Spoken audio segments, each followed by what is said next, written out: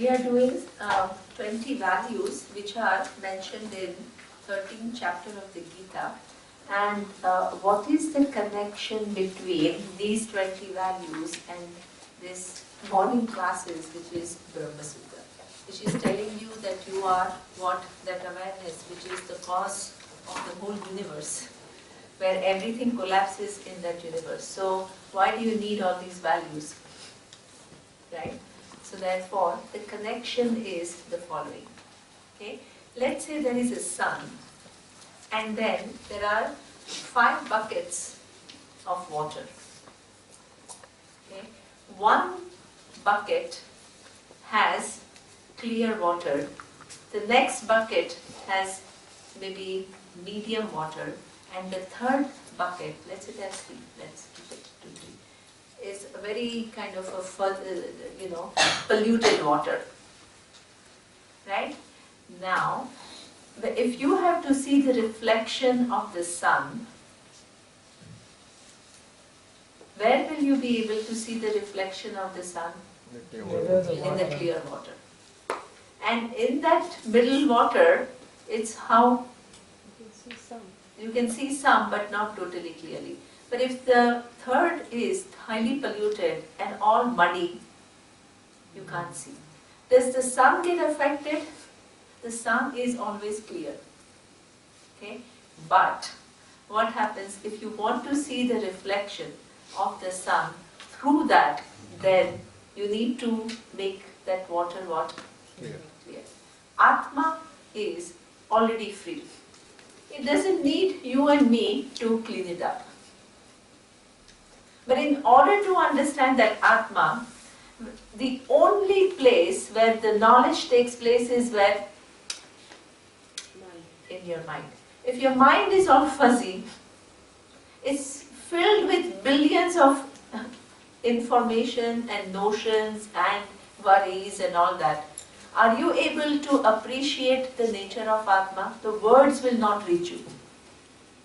Or by the time they reach you, they are all distorted. Okay? So it is imperative that you, what do? The mind is the place where knowledge takes place. And if you want to understand what the reality is clearly, you have no choice but to make your mind ready for it. So, what is making the mind ready for it? So that's why there are many different frameworks given. Otherwise, what the teacher has an easy job. You clean up your mind and then you come and you'll understand me. Then it's entirely your responsibility to clean up the mind. But Vedanta or Shruti is very compassionate. They also teach you, embedded in the teaching is a methodology, not only to convey to you this bigger reality, but also what? To prepare your mind for it. So therefore, these values become what? Ways through which you prepare your mind. Okay? So that it can hold this reality. So therefore, there are different frameworks given all throughout Bhagavad Gita. And this is one of the nice frameworks where it says, if you live by these 20 values, you are going to have a mind which is clear. And clarity in the mind is required for it to hold this vision. The vision is too big. What is the main difference between the qualifications and the values? The qualifications are, for example, these are all the different things. See, preparation of mind does not mean any one thing. So different frameworks are given. Okay? So therefore, one of the frameworks is given is, even before you come to this knowledge, what is something that you should have more or less figured out? That is also kind of a preparation.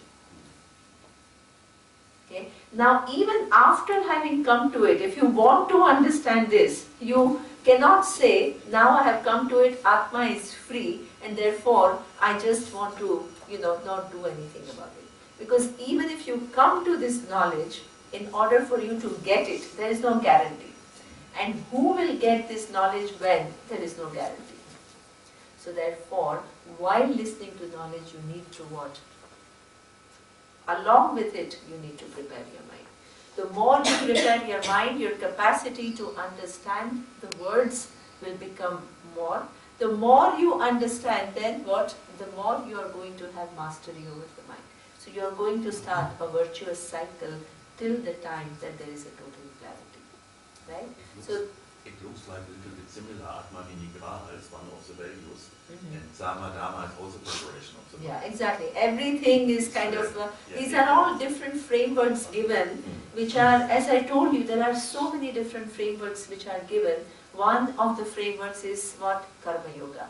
The second framework is Sattva, Rajas, Tamas. The third framework is Raga, Dvesha. Because mind is multifaceted.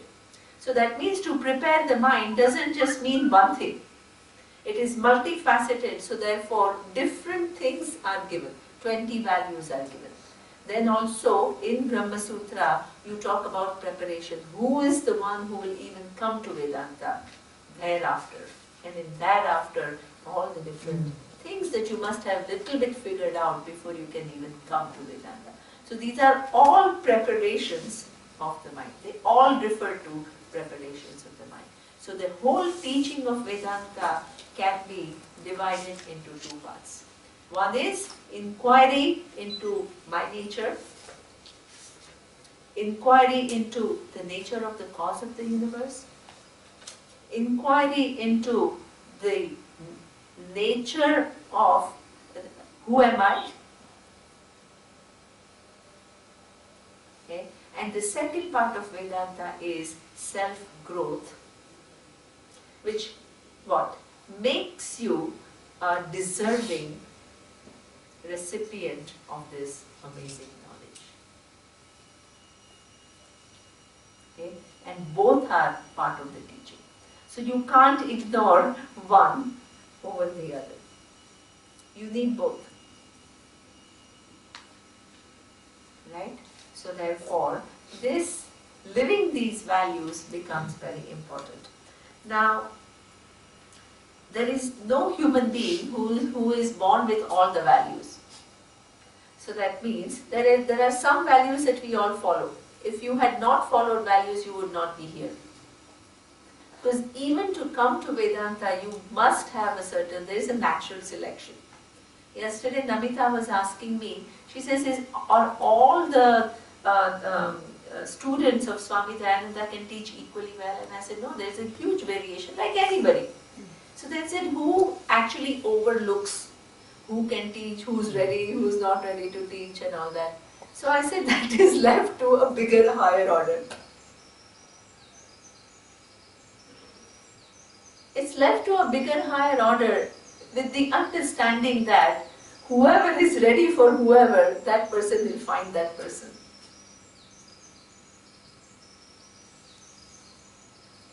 You just play your part. You do what you have to do. And those students who are meant to be connected to you, they will come.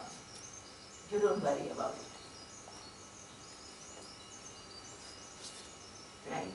So therefore, the person, even to deserve, yesterday Meera was asking me the difference between Acharya and a Guru.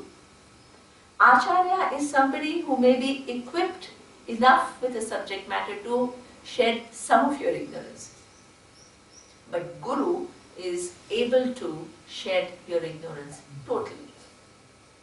That's a difference. But at least you start with an Acharya. They will help you on the way, and slowly in your life journey, as Neera was telling me this morning, you move forward. You continue to move forward. Whoever you need at any given point in time, the universe connects you with that person. Question, if it is not too digressing. Yes. You were speaking about knowledge, Neema. Is there a difference between knowledge and wisdom? Yeah. And if there is, Guru prepares you towards being wise or towards being knowledgeable? So both. See, the wisdom comes from knowledge. The wisdom, because a lot of our confusion is because of we don't see things clearly. The more clear you become, the teacher contributes to your clarity. when you become clear, wisdom naturally follows. Okay? So therefore, it is something which is there, but it's all clouded. And that when the teacher removes the cloud, the confusion, the wisdom is manifesting. Right? You become wise because the what ignorance goes. Okay? So therefore, and the more you know it and the more you assimilate it, you become wiser and wiser. Yes? Okay. So now the next value that we are going to talk about is Shaucham. Shaucham is cleanliness. Okay? Now, there are two types of cleanliness that we talk about. One is Bahir Shaucham and the other one is Antar Shaucham. Bahir Shaucham is something which is a value.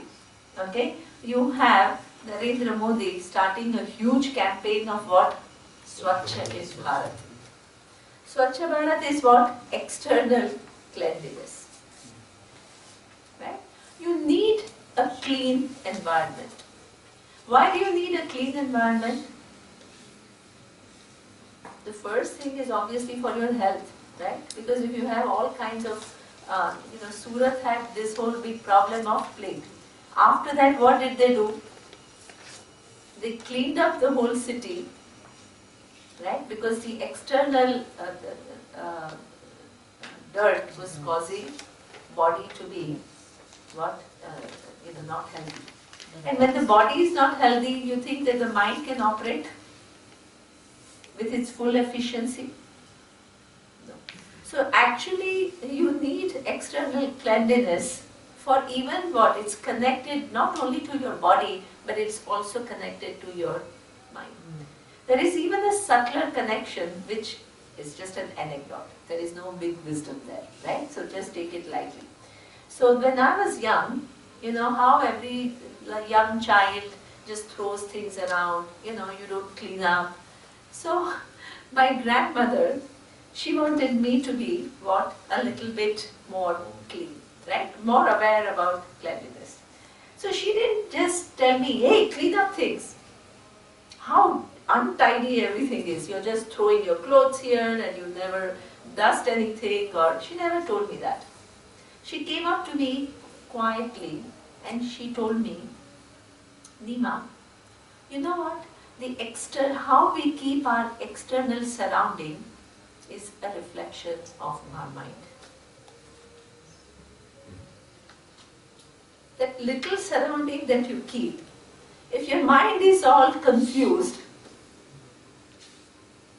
it all has no clarity, you are so insensitive.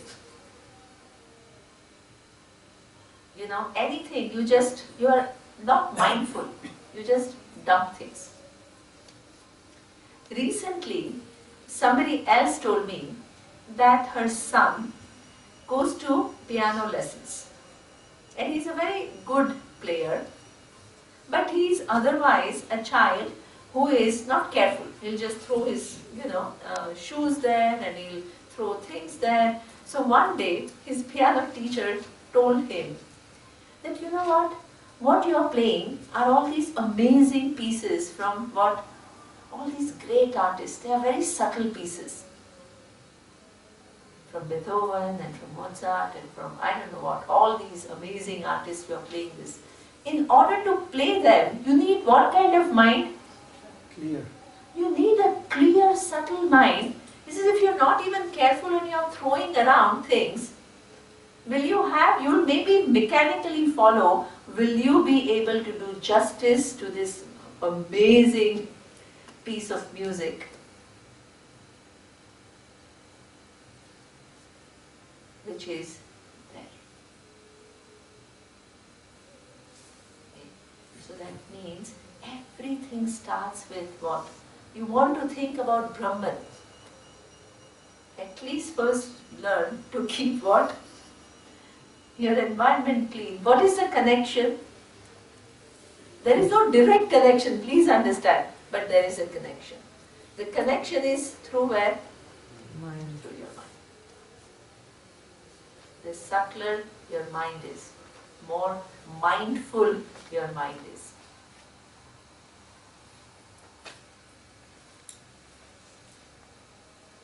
Okay? That these are all small things which are indicators. Okay? So when sometimes what happens is, when we give a class, then we ask for a feedback, right? So some of the feedback comes which is with reference to what I teach in the class, right? What I say. A lot of the feedback comes with reference to how I am. What they see, how I am. So that means in my non-verbal communication, I give away so much of myself without even realizing it.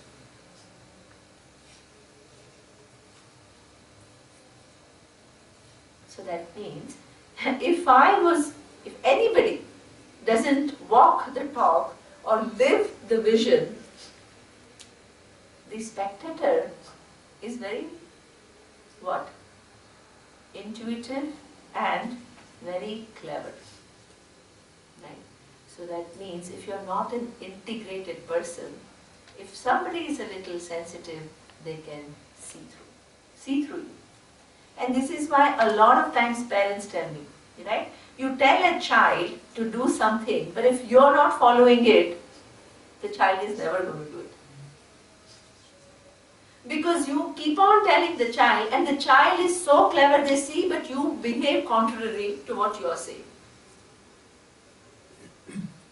And your words have no impact for the child. Okay? So every small act you do, it gives you away.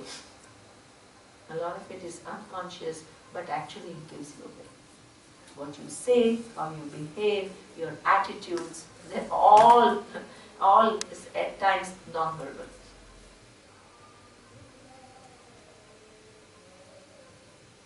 Okay? Because it cannot but come out. Okay? Shaucham is what? In mind. Nowadays in Europe, the buzzword is mindfulness. Everything you do, we are so mechanical, we don't think about anything. Right? So therefore, the whole precision of mind starts with not some big things. It starts with what? Small things. Small things that you build up. Right? So therefore, external environment, keeping it clean is one of the values. The second thing is antar shaucha. Inside keeping clean. What does it mean? How do I keep? I don't have a brush. I have a brush to clean the floor. I have all the antiseptic liquids to clean the floor. What do I have to clean up my mind? Clutter. Huh? Clutter. The clutter of the mind, what do I have to clean up? The traffic, the thought traffic. Negative. Yeah. The values that we have, sorry? Purity. Yeah, purity of thought. So that means, actually let's analyze a little bit and see what it means.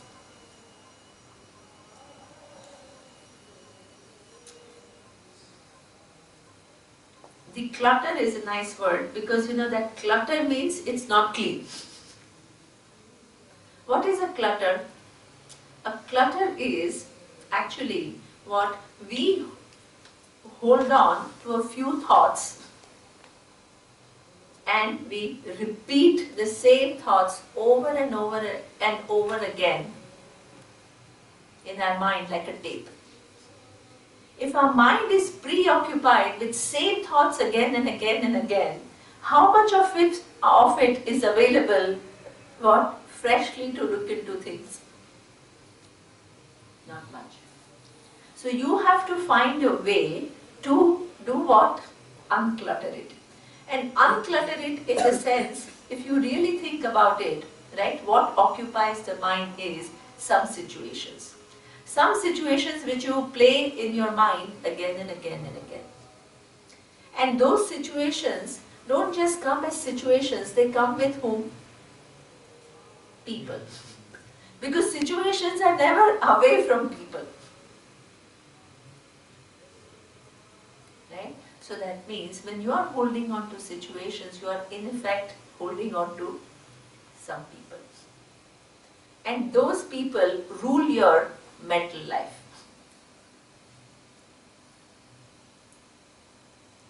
Whether it is your mother-in-law or your spouse or your kid or your boss or whatever it is.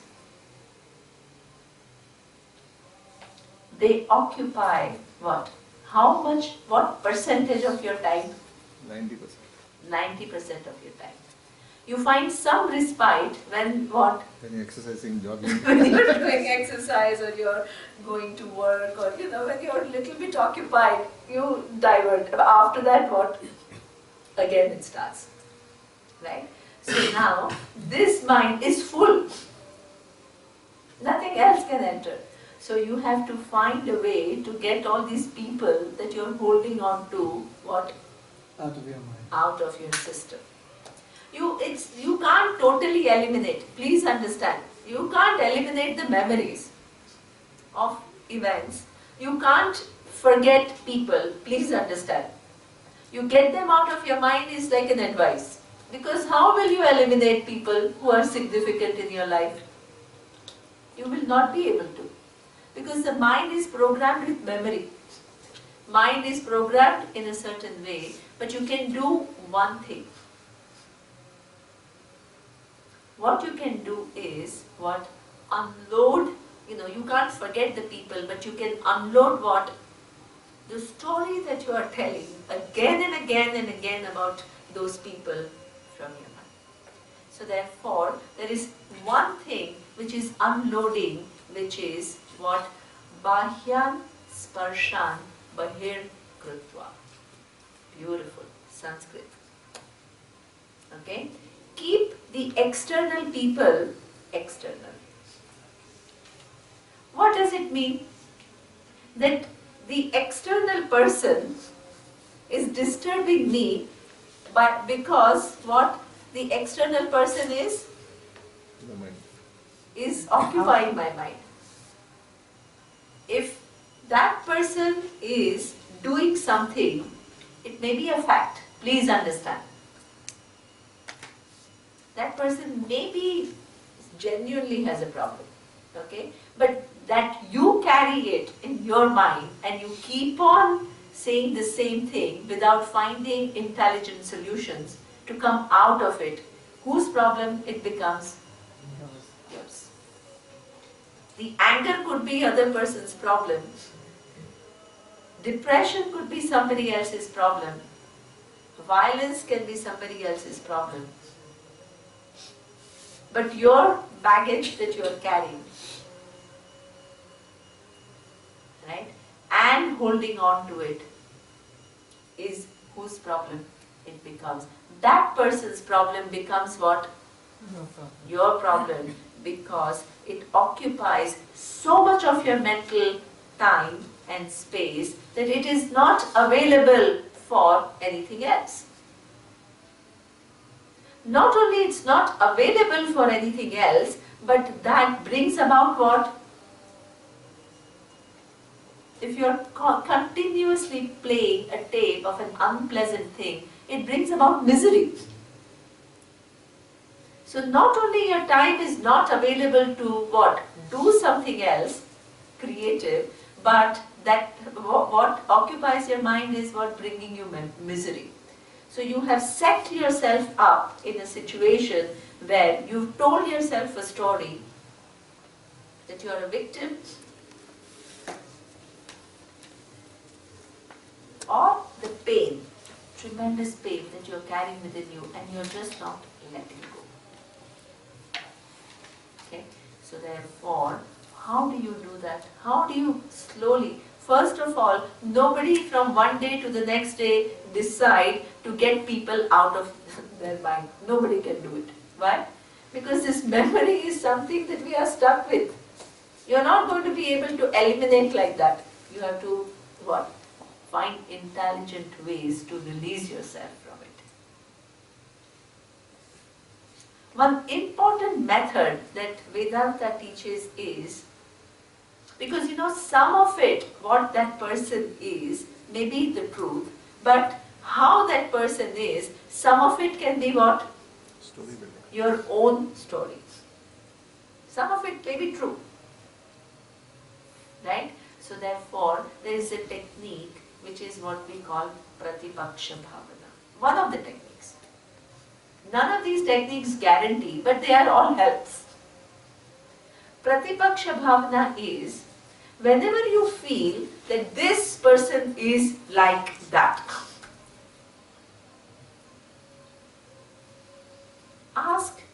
Try to see, and why is it, ask yourself, why do I say this person is like that? Then you will tell yourself this and this and this is the reason why I say this person is like that. Right? Now, within that, distinguish between what? A story and facts. How much of it is fact? What did this person actually say? And what am I adding on to it? Because sometimes we are unable to distinguish. The whole thing seems like reality to us.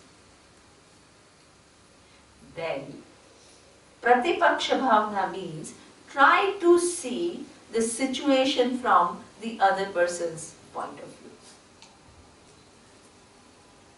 Because we are all so used to seeing the situation from our own point of view, and that seems like the point of view, the view. But you can actually say that the same thing can be seen differently by somebody, right? That opens what? A possibility. A possibility that maybe I'm seeing like this, but that person could be thinking about something else. Okay? When you do that, what happens? You ideally should, right? If that person is present, should be able to communicate. A lot of the times we don't communicate adequately. When you have Pratipaksha Bhavana, you actually first think that, yeah, let me think from that person's standpoint. Maybe the person is thinking like that. So when you go and talk to that person, you can actually start by saying, what? That I'm thinking like this, but maybe you could have thought the other way, but I'm suffering. Imagine how easier your job would be. Because you are also presenting the possibility of what you're thinking like this, but you may not have thought like that at all. But at the same time, you are what? Expressing your suffering. That opens what? Communication. And the person is feeling comfortable to say what the person is saying. Sometimes the Pratipaksha Bhavana works in a very interesting manner, right? So whenever we were teenagers, right? So all my friends, they were not allowed, because parents are always scared that teenage girls, where they are going to go, what they are going to do. So none of my friends were allowed to go anywhere. My grandmother told me, she says, you're so responsible, I'll send you wherever you want to go because you'll never abuse your power. What is this? This is empowerment. Because she is making me feel what? Responsible. She is telling me, I have confidence in you and I'll let you go, but you will not abuse because I have confidence in you. So that means every time I went out, what did I think? My grandmother has so much trust in me, I have to live up to the trust. Pratipaksha Bhavana. Instead of telling what not to do, you show what? You actually give empowerment to the other person and say that I'm confident you will do what you will, which is right. You will think about it and you'll do it. Imagine how a child would feel that my parents trust me. They have confidence in me. And then, what do you want to do? To live up to that. You change the total thing. I used to keep telling Surya, sometimes you don't know whether, these people are honest or not or what. But you tell them that you're so honest, I know you'll never do anything. What will happen? Even if the person is not so honest, what they will think? This person thinks I'm so honest, I have to live up to it. Begin to give what? Different type of feedback. You will actually change the person.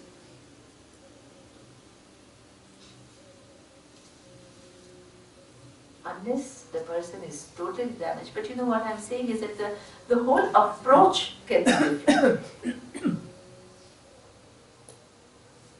Once we have not followed this approach and then that person is damaged, then you say, oh, I'm applying this new approach, the person is not changing. But what? 20 years of wrong feedback and 1 day of right feedback is not going to change. Then you have to do that over a period of time. Right? So therefore, all these people that we are holding and the worries we have and the fears we hold, in fact, if we begin to trust people and give them the feedback and give them benefit of doubt, you will see how your equations with people will change. Because the whole thing is what? Reaching out for cooperation rather than creating conflict. I'm not asking you to be passive, please understand. Not just be a passive standby and say, what? Let this person do whatever. I'm not saying that. I'm asking what? The whole intelligence is about what? Trust. The more you begin to trust people, the more what? You will stop holding them in your head. Same thing works with the universe. If your inherent belief about the universe is that it is unfair, that there is no order at all, then you will always be anxious. You can't relax. When you see a bigger picture, a bigger design, within which you are working, you can unload. You can unload all the people that you are carrying here to that bigger design. By this unloading is called prayer. Ask for help.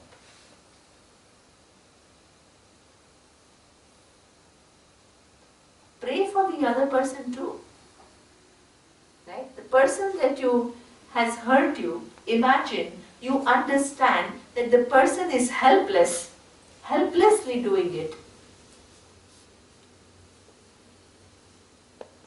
Right? It's not that anybody, as I told you last time, there are two minds here. One is the conscious mind and the other one is the unconscious mind. The unconscious mind, when it takes over, what happens? It just unloads all pain and all that in terms of, not appropriate behavior.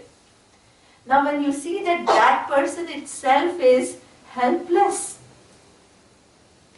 instead of anger, what will happen? Compassion. Compassion. Helplessly that person is doing it. You still have to protect yourself. The person is helplessly doing it doesn't mean that you will continue to be a victim. No. You have to help yourself. But your attitude towards other person is what? Instead of anger, it is converted to what? Compassion. And asking for help from a much bigger source that is available to you as a potential. We don't use it enough. There is a bigger design that we will see. 2 Brahma Sutras are all about Ishvara. All about Ishvara.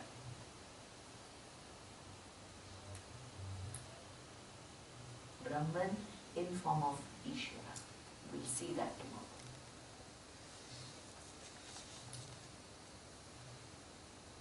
Okay?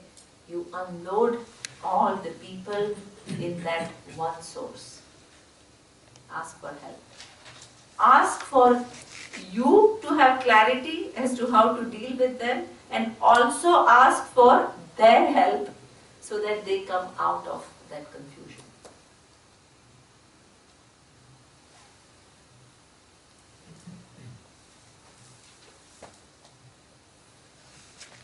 And you will see how your life changes. I keep telling you, take that one step forward and universe helps you in 2 steps. And you take one more step and 2 more steps. This is how things get accomplished. Things don't get accomplished overnight. Okay? So that's how you begin to unload people. People's memories stay, but what happens? The pain that is attached to it, the anger that is attached to it, all that slowly starts to dissipate. Nobody can erase memory. Please understand that. You say, don't forget about it. There is no such thing called forgetting. But what you can do is lessen the impact of those events and what? Undo the capacity of those events to hold you. They lose their hold over you. That much you have to do. And you have to help yourself in that process. This is what we call shaucham. Okay? Then the next value is sthairya. Okay? Sthairya is what we call, here the word which is used is steadfastness. Right? So here I would say perseverance. Right? Anything that you want to learn, it requires what?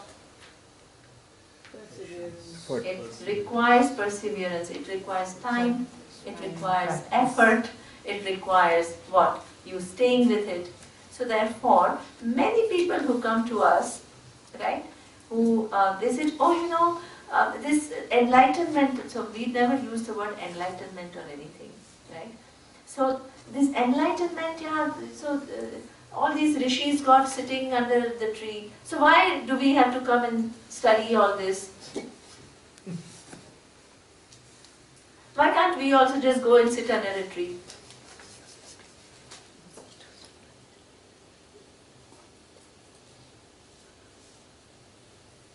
Right? It may seem to you like that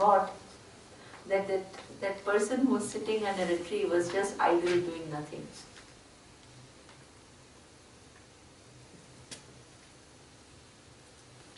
Right? It is like going to a physics professor and said, oh, if Einstein could figure out theory of relativity on his own, why should I come to university? I'll also figure it out on my own. Technically, yes. But when the whole methodology is available to you, not to make use of it,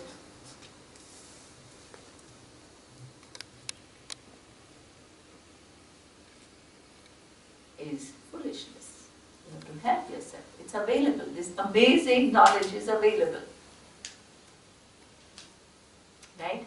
And for you to receive any knowledge is effort. Perseverance is extremely important. Nothing in life happens just automatically. Newton discovered law of gravity, but after how many years of dwelling into physics? The apples were falling for how many years? Nobody thought about laws of gravity. And it's not some click. It is years of physics which gave him that preparation where he could see it. Right? So therefore, self-knowledge is something which is amazing. In Bhagavad Gita, it is said that it is Raja Vidya Rajaguhyam. It is the knowledge. Because it is knowledge of what? Infinity. And that infinity is who? You. My God. Is there? Can you ask for any other knowledge which will better this knowledge? No way. No way.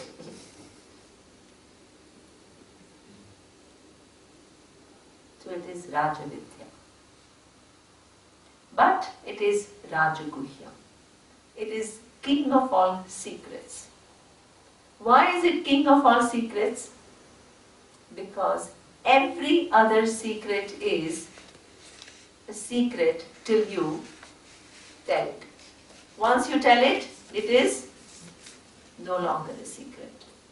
In this knowledge, even if the teacher tells, it still remains a secret. The teacher shows with so much clarity and still it remains a secret. Why? Yeah.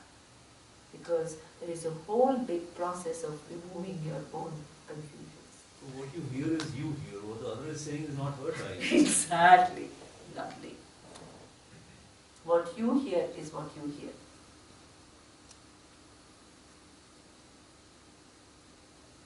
And what the other person is saying is not really heard by you. And the more you prepare yourself, the more you are in sync. You begin to hear what the other person is saying. And this is why many people tell me, and even it's my own experience, I heard same idea from my teacher 100 times. Only 101 time I said, yeah, until then I thought I understood, but actually I never understood. Now I understand.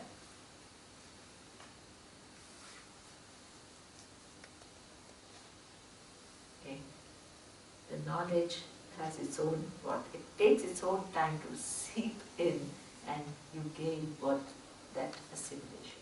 So perseverance is something that you want, you need. Nothing is just going to come like a flash. Right? So taking time, listening to Vedanta, and actually, finally speaking, whether you study Kathopanishad or Kenopanishad or Mundakopanishad or Mandukya Upanishad or Chandogya Upanishad, what is the subject matter? Nature of I.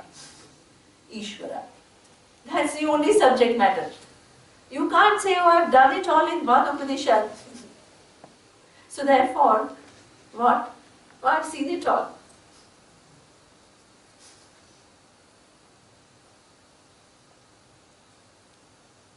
What you think you understand could be what? Sometimes as low as 5% of what the teacher is trying to say.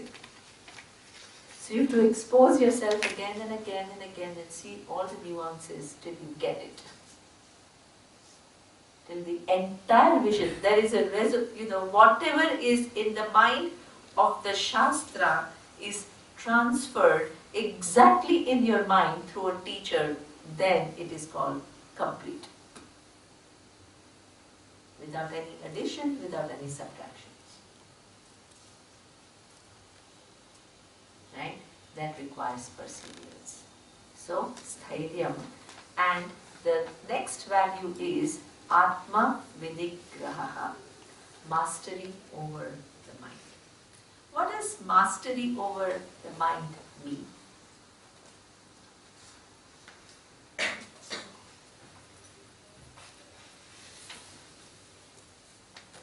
One thing is very important to understand, that the mind is programmed to have emotions.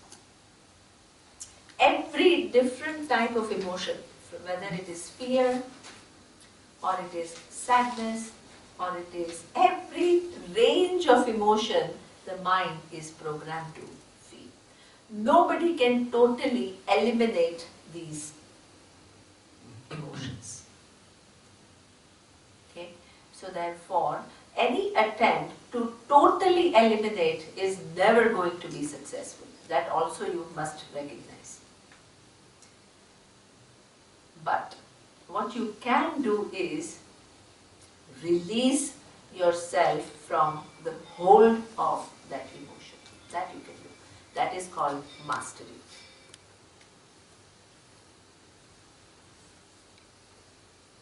Okay?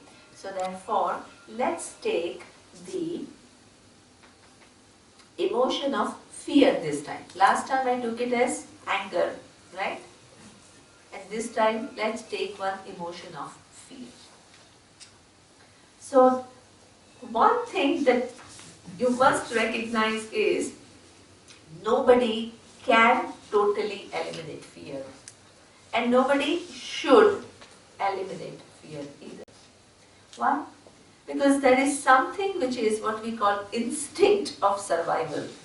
And that instinct of survival works through emotion of fear. So imagine you are in a forest and you see this whole big snake. What will it do? What will it do? Create fear. And that will give you what signals to your brain? Save yourself. To save yourself. Now imagine you eliminate that emotion which is given to you to save yourself by saying, oh, I don't want fear. What will happen? You'll be beaten by the snake. You will be beaten by the snake and you will go.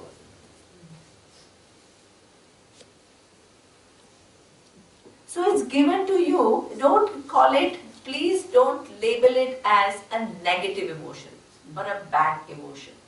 It's required.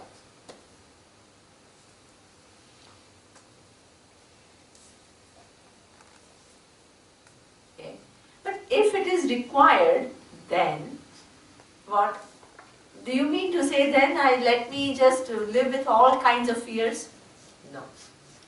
There is one thing which is instinctual fear, the other one is what we call psychological fear. The psychological fear is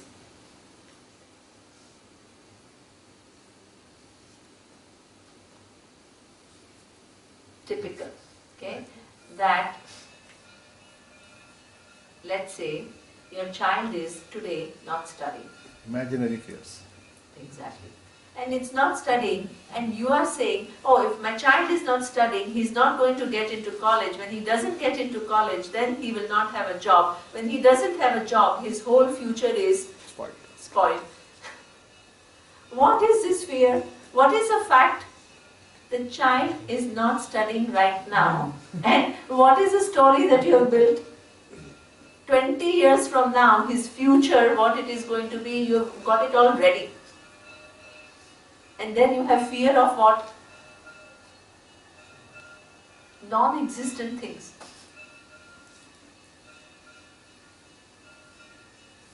Things which are not even existent, and your mind is what? Totally preoccupied with that. So that means this is an unnecessary load that you are carrying within yourself. Okay? So psychological fear, how do you handle?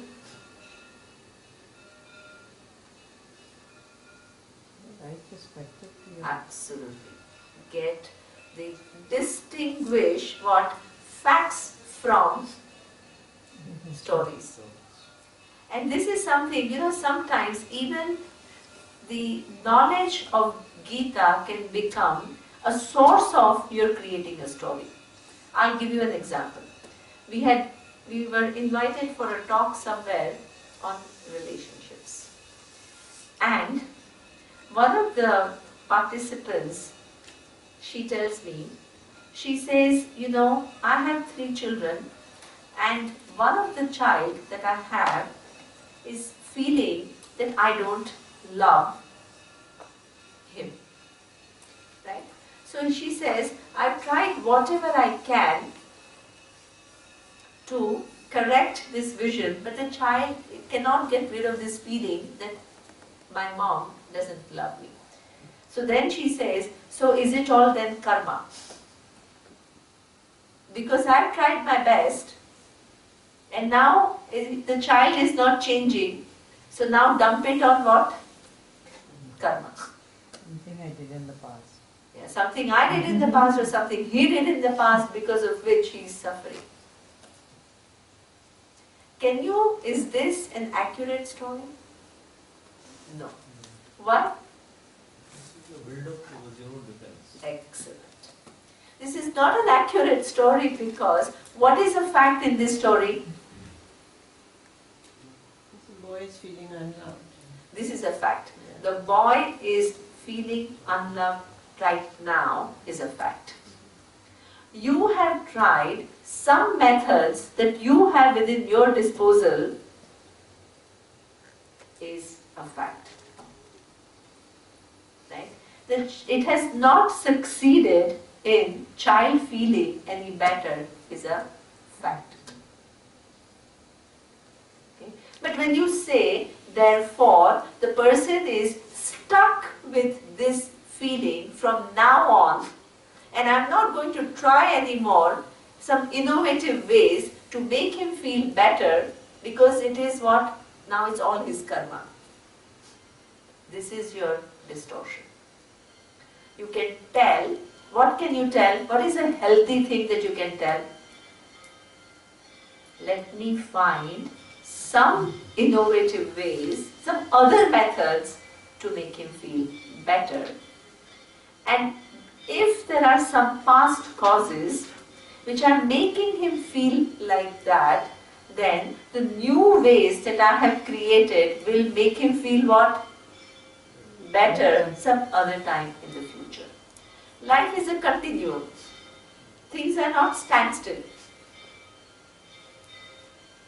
The minute you create a situation where things is what? Unchangeable and fixed, there is no truth to it. Show me one thing in this universe which is fixed and not changing.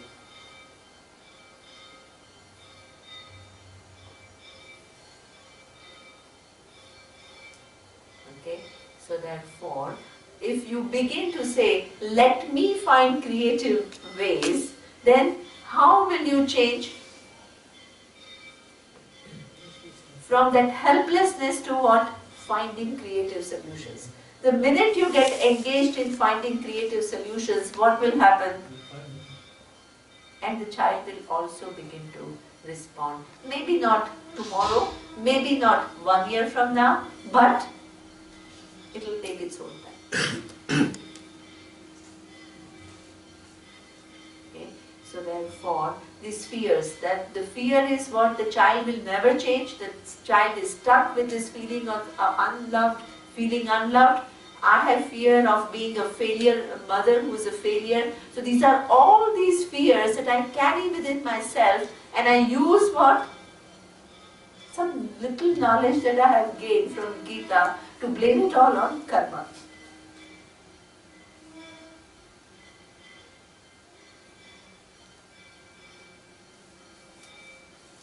Dangerous. Right?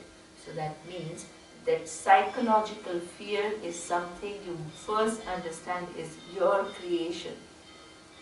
And that you have to what? First get clarity of what exactly is the problem and what undo all these assumptions. Then you get into a right track of thinking. And don't focus on the outcome, focus on what? The effort. Because the outcome may take its own time. Okay? So that is what we call Adhyatma Vidya. You recognize fear, but what happens? You don't get totally what? Caught in that fear. Okay?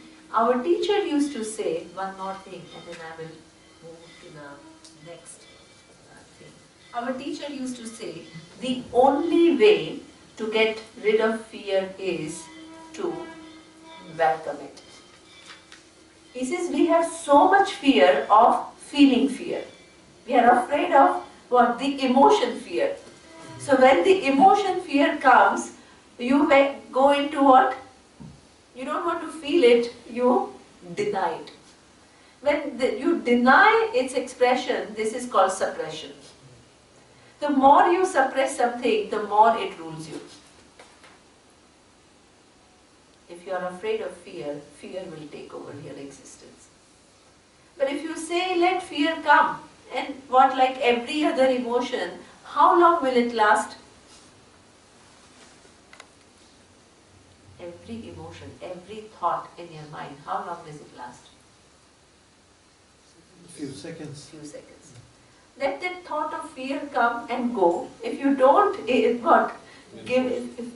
Add fuel to that thing, what will happen? It will go, it will pass. You don't have to do anything. That's how you release yourself from fear of fear. Fear will come, it will not be able to, you acknowledge its presence, you don't act on it, you don't add fuel to it, it will go. It will find what? No support. It will lose its capacity to what? Take over you. It will automatically go in. But if you keep on telling yourself, I don't want fear, I don't want fear, I don't want fear, it is like our teacher, now my teacher's memories keep coming to me. Our teacher used to say that one person was told while eating, you don't think of a parrot. So who thinks about parrot while eating? Nobody does. Right? But every time he sat to eat, he thought, oh, I shouldn't think of a parrot. Thinking about it. He ended up every time what? Thinking about the parrot, because he was told not to think about that. Don't have fear. Don't have sadness.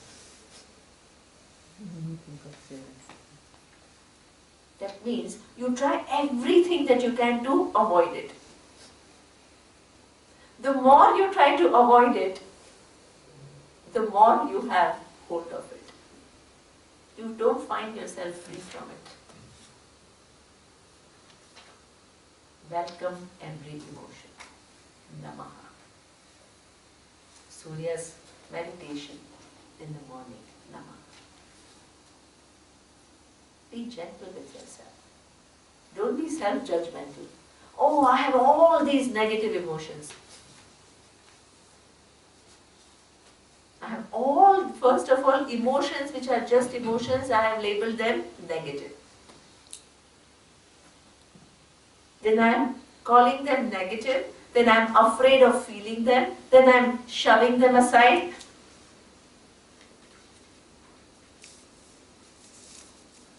Those emotions will never go.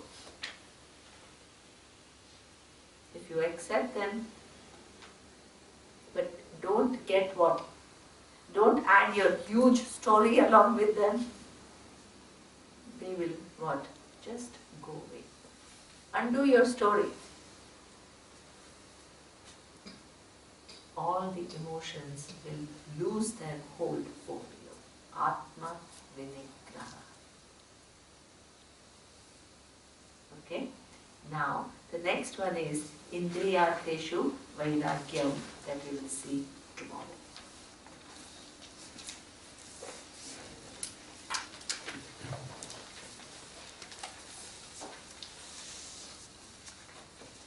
Om Purnamadah Purnamidam Purnat Purnamudachyate